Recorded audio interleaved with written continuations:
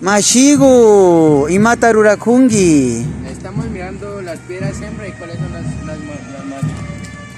Por ejemplo, esta es bien lisa, no está rústica, Ajá. puede ser la hembra. Y esta que es como ruñosa puede ser el macho. Esta es el macho por ser grande y fuerte. Como la mamá. Rústica. Este puede ser la mujer y este puede ser el macho. Y este es el hijo porque recién nació de la mujer.